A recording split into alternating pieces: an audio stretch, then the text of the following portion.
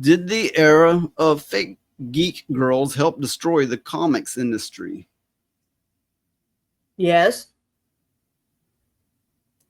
Do you recall the fake geek girls when they started popping up everywhere? Yeah.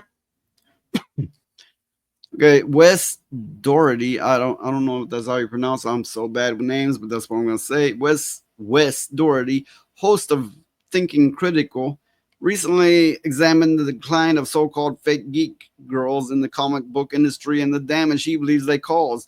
Doherty describes the last decade as a period when outsiders, often seeking attention rather than genuine engagement, were allowed to hijack comic book for like 10 or 15 years. He points out that both male and female fans raised alarms early on, but these warnings were ignored. According to Doherty, we probably underestimate the amount of damage that was done that needs to be kind of corrected over the next decade. I'll say it's going to take more than a decade. I'll say this kind of damage lives on and on and on and on. It can be largely corrected, but it's always going to be a touch of it in there now.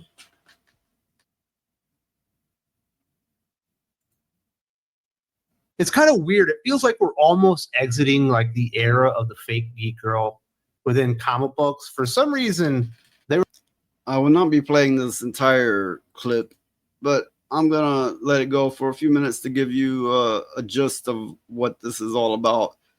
I believe he presents it fairly well. they were allowed to hijack comic books for like 10 or 15 years. And we had warnings, obviously from dudes, but we also had warnings from like other female comic book readers that we probably should have heeded at the time. And I wanted to talk about some of the things that they said, hey, this is going to happen. And we got examples of exactly how it did happen, about how fake geek girls were essentially allowed to hijack comic books. And all the warnings were ignored. The warnings are coming from a couple of articles from years back, really. Dear Fake Geek Girls, please go away, from March of 2012. Forbes.com actually produced this, from Tara Tiger Brown. And then Why We Like Superheroes and Why Girls Don't Need More Female Superheroes, an article from June of 2017 on Medium.com by Joanna Henriquez. Now, I don't think Forbes or Medium would have allowed these two particular comic book articles to come out in like the last 5 years as things really heated up. And there was a lot of pushback. People weren't liking these niche kind of hobbies being hijacked by people that clearly were not all that interested in them. And I do think we probably underestimate the amount of damage that was done that needs to be kind of corrected over the next decade. But also, I think we probably ignored the fact that while the majority of the fandom certainly is male, there was a large portion of the fandom already here that were female, and they hated this stuff as much, if not more, than we did, because they were probably being blamed in the process as being part of the problem, as being fake geek girls, when clearly they weren't, because they were here all along, and they were giving us warning and saying, hey, you need to stop this. And of course, you know, gatekeeping was seen as bad back in the day, but at this point, I think gatekeeping your hobbies is probably pretty smart, to make sure that you're letting people be influential that actually like what's going on and like the history and the characters and all that kind of stuff, not people that are coming in with an agenda, just kind of want to destroy things, which is kind of what happened over here over the last several years. You're muted. Yeah. You caught on to what he was saying, right? Yeah.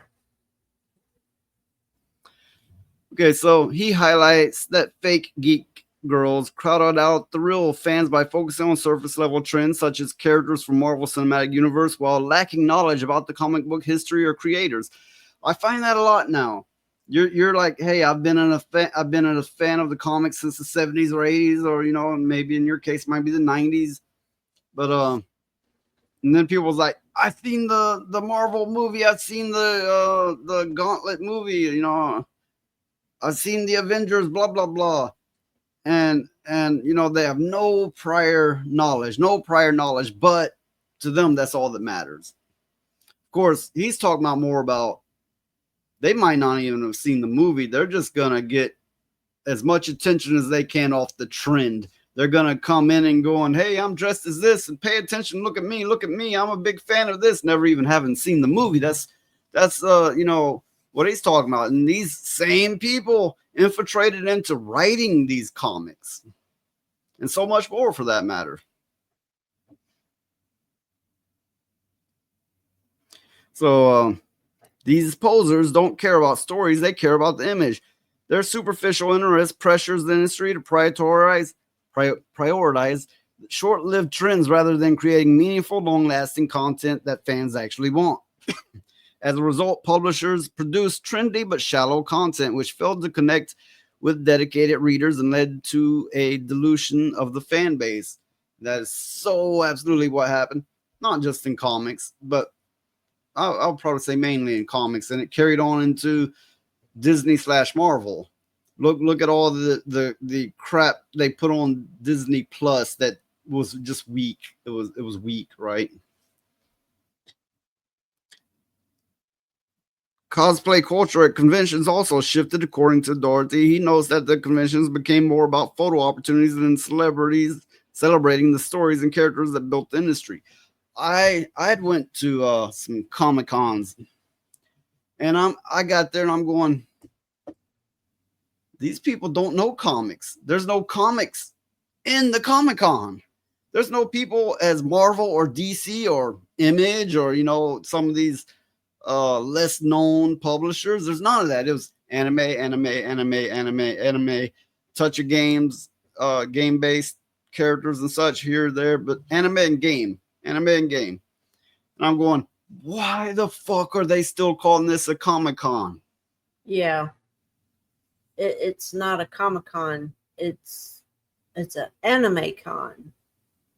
They should change the name, because comics, they haven't had anything to do with comics in a long time. And I know, like Marvel Rivals is a big hit. They basically anime styled all the characters, and then suddenly everybody's like, I like Marvel. I've always liked Marvel. Not really. I mean, they kind of liked them. They didn't really have anything to do with their products until it became more anime like. I like some anime, but I find that distasteful to take long established characters with great stories and be like, they're anime styled now, here, throw them at you, and they're like, yay, give me more, give me more, give me more. That just rubs me the wrong way. I mean, maybe you love it. Maybe you do. Good for you. I mean, you like what you like. But as a fan of the comics since the 70s, I find it in poor taste. I find it a cash cow, a cash grab, a cop out, or pick your adjective. Yeah. I mean, they took really good stories and really great art and babyfied it. Well, a lot of people, that will make a lot of people mad. You say it's not babyfied, it's anime style. There's a difference. There's a difference.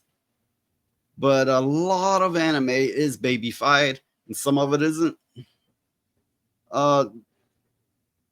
When you're coming from a world where you grew up without anime, but then it became a thing, to you it's gonna look like babyfied. I'll put it like that. From an outside perspective, from someone who grew up without anime, it's gonna be like, why did they make this stuff for babies all of a sudden? But if you grew up with it, you're gonna feel different about it. True. Doherty also criticized the push for token diversity, saying the demands for more female superheroes led to the creation of characters like Ironheart and Miss Marvel. But these titles rarely sold. Rarely? Okay. Yes. The wording may be a little confusing, but what he means is they didn't sell very well at all. They sold, but not that well. Yet they continue. They even rewrote a lot of the story. They retroactively rewrote stories. Like Miss Marvel was the first Avenger and the most powerful Avenger, and it's like, since when? I've been reading this stuff since the original Captain Marvel, and then the 3 or 4, however many variations of Captain Marvel, until they eventually like, no more Captain Marvel, now it's Miss Marvel. And not only is it Miss Marvel now, but she's the first Avenger and she's the most powerful Avenger. It's like, why are they just ruining it? Well, feminist, Yeah. And tokenism. They are kowtowing to the, well, I know it's an overused word, but the woke crowd. Woke includes feminist LGBTQIA plus whatever. Um, the pandering to this race or this movement, it kind of includes all of that. It's a good umbrella term, even though I don't really like using woke. I feel it's overused, but I don't know another word that fits so well. Yes, that's why they started doing it. And when there's money in pandering, and there is, I mean, these aren't just people that's upset now going, we want our rights and we want to take over this industry and that industry. It's not just people. There's big money corporations behind this. Yeah. I mean, it goes far, far up the food chain. Doherty's assessment, which matches our coverage on the Whisper Network here, which that's a whole nother thing on its own, is that the influence of fake geek girls has done lasting harm to the comic book industry. As the trend fades, he believes there is a chance for the industry to recover by focusing again on authentic storytelling and the interest of genuine fans. I say no, and here's why. I've had to sit here through, I loved comics because they weren't just kid stuff. They had some serious stories, they had some deep stories. And then I had to watch them do this to it. And I watched them one by one ruin every character, make every character look like crap, gender swap them, make them gay, make them black, make them crippled, whatever, right? Whatever, right? Pandering. They have tarnished the name of every character I know. And for anybody who even goes back and looks at that and has knowledge of that, that character's tainted to them forever. They're going to have to reboot with a whole new character set and never touch that way again. That's their only hope.